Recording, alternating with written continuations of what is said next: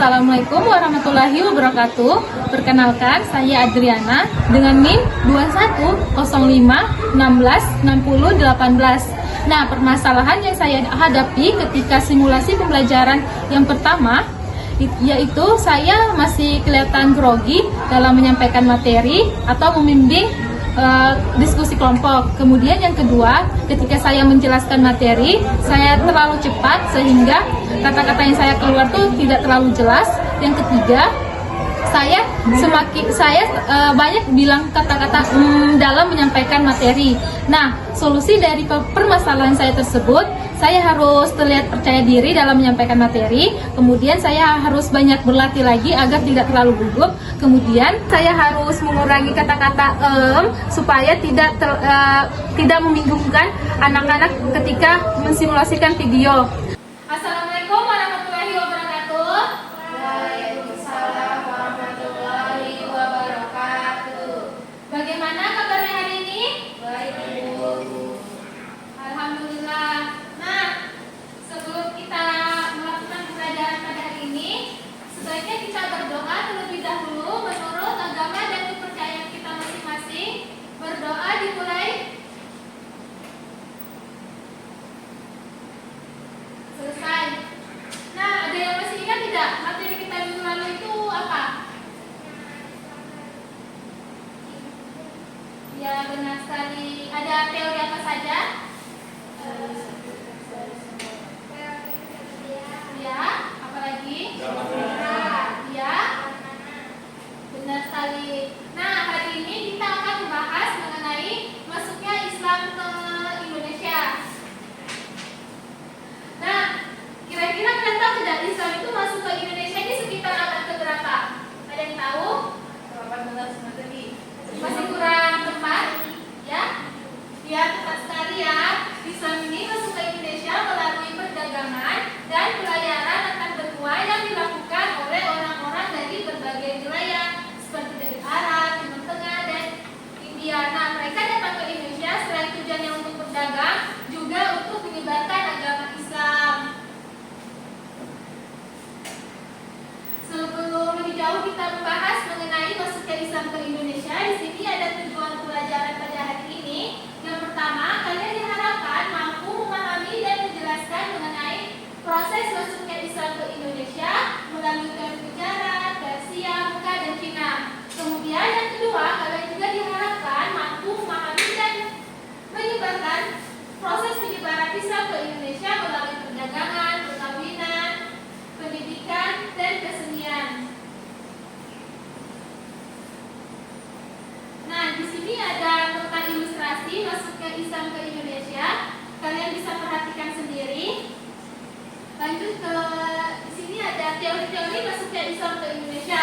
Yang pertama ada teori sejarah, yang dimana teori sejarah ini membahas masuknya Islam ke Indonesia ini pada abad ke-13 yang dibawa oleh orang-orang dari India. Nah, salah satu bukti yang mendukung mengenai teori sejarah ini yaitu adanya kesamaan batu nisan antara Sultan Malik Al-Saleh dengan batu nisan yang ada di Cambay. Kemudian teori Persia yang dimana menurut Umar Amir Hussein dan Umar Dedendran menyatakan bahwa Islam ini masuk ke Indonesia sekitar abad ke-7 yang dibawa oleh orang-orang kaum Syiah atau Persia. Nah, salah satu bukti yang mendukung mengenai teori Persia ini yaitu adanya peringatan 10 Muharram atau peringatan Asyura mengenai meninggalnya Hasan Hussein, cucu Nabi Muhammad yang sangat dijunjung tinggi oleh orang-orang Syiah. Kemudian ada teori Mekah, yang dimana menurut teori Mekah ini atau teori Arab,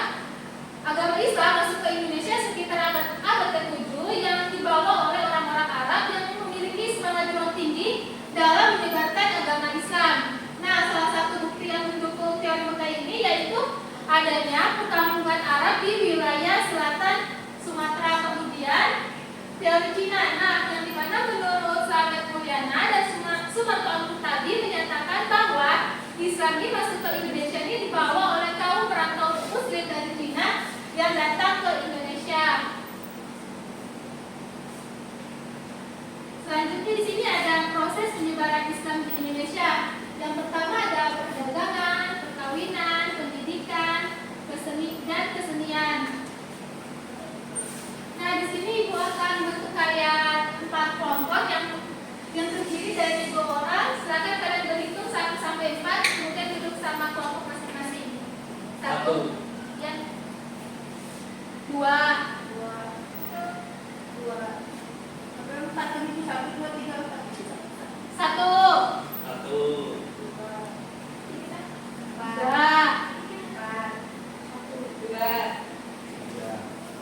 Silakan duduk sama kelompoknya.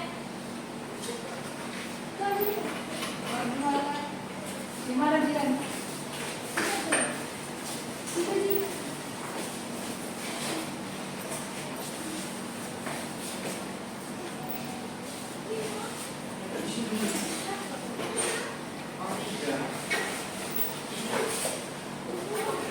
Sudah semua duduk sama kelompok masing-masing? Sudah Ibu. Nah, di sini ada tugas kelompok yang dimana kelompok 1 akan menjelaskan mengenai kelebihan dan kekurangan dari teori bicara. Kelompok 2 akan menjelaskan mengenai kelebihan dan kekurangan dari teori tersier. Kelompok 3 akan menjelaskan mengenai kelebihan dan kekurangan dari teori Mekar, dan kelompok 3 akan menjelaskan mengenai kekurangan dan kelebihan dari teori Cina.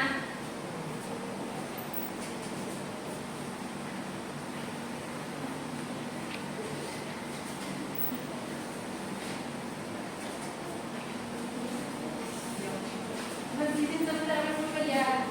Coy, simpan HP-nya Herlin. Ibu beri waktu selama 5 menit. Silakan kalian kerjakan.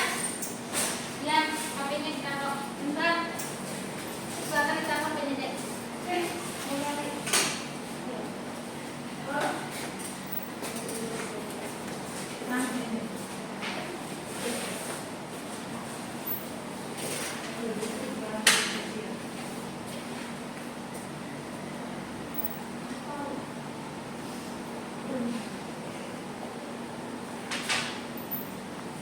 Dan kerjakan berdua sama nomor.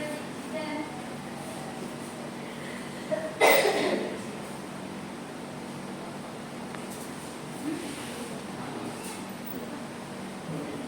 itu mulai disebutkan dengan dijelaskan, dijelaskan.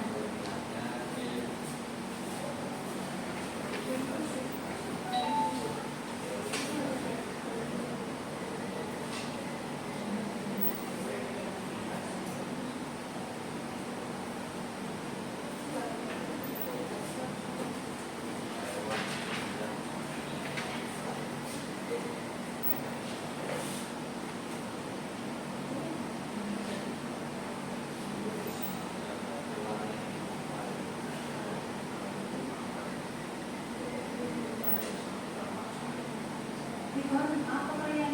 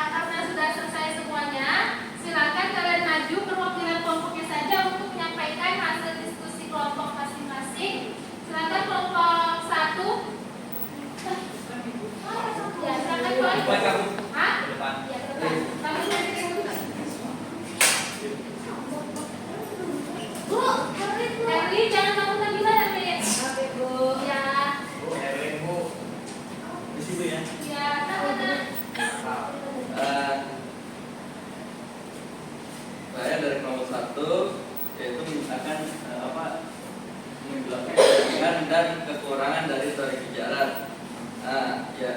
Teori Gujarat merupakan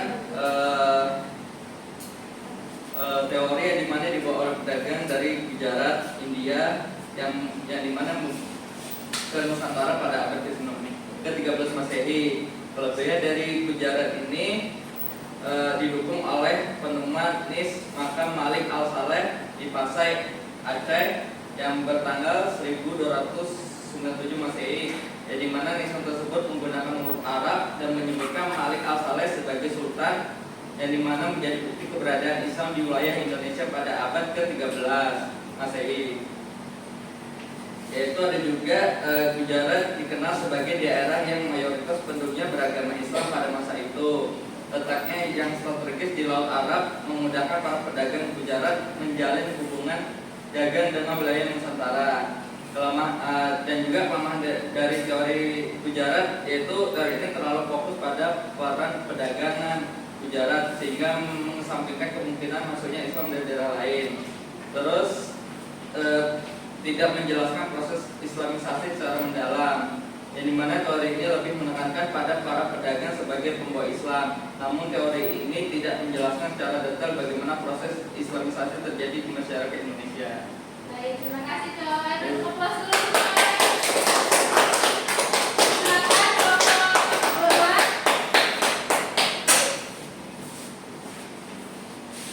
Baik, diskusi kelompok 2 mengenai kelebihan dan kekurangan dari Persia, di mana kelebihannya sendiri itu didukung adanya bukti sejarah seperti prasasti, naskah kuno, makam-makam raja dan sebagainya. Terus yang selanjutnya itu kelebihan itu menjelaskan penyebaran Islam di wilayah maritim. Lalu yang terakhir itu dia mendukung peran aktif perdagangan, di mana teori itu menekankan peran aktif perdagangan dalam penyebaran Islam. Lalu kekurangannya sendiri itu adanya kurangnya bukti langsung, di mana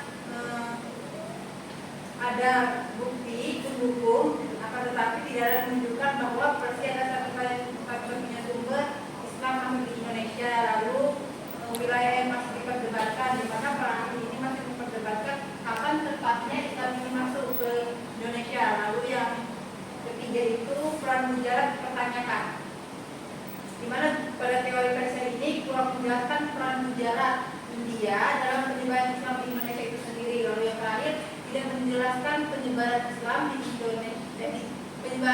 Indonesia di pedalaman, di mana dia hanya berfokus pada wilayah di maritim saja. Mungkin itu saja Ibu. Terima kasih. Ya, berikan puas untuk kelompok 2. Silakan kelompok 3 maju, terus pastikan hasil diskusi kelompoknya. Teori Mekah, kelebihannya teori ini terverifikasi lewat mazhab Syafi'i. Yang kedua, gelar yang dipakai Raja Samudra Pasar yaitu Al-Malik itu digunakan oleh para raja di Arab. Kurangnya fakta yang disajikan dalam teori Mekah untuk menjelaskan peran bangsa Arab dalam proses penyebaran agama Islam di Indonesia. Ya, berikan puas dulu untuk kelompok 3. Silakan kelompok 4.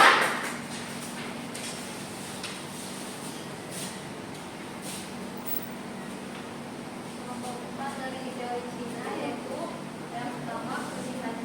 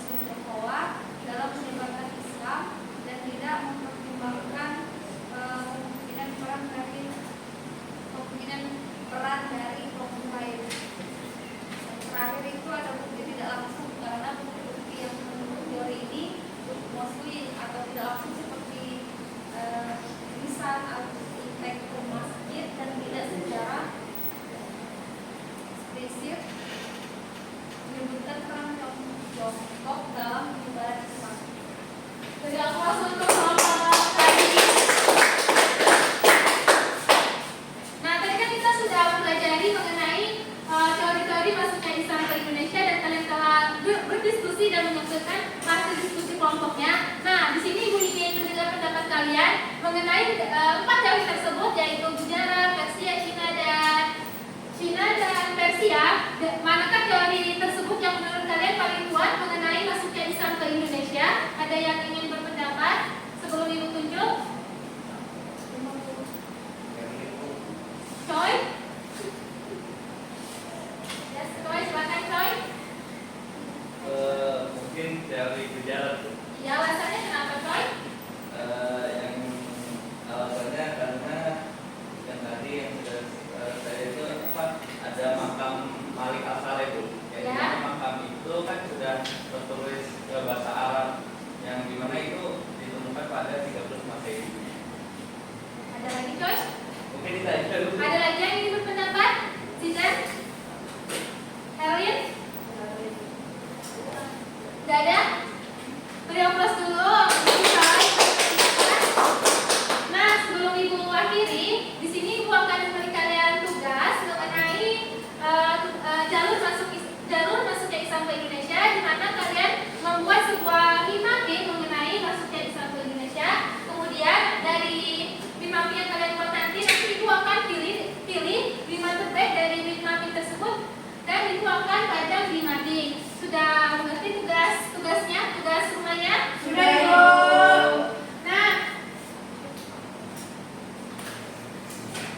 mungkin itu saja materi kita pada hari ini.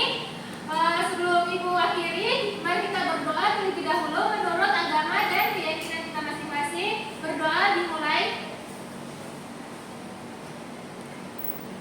Selesai.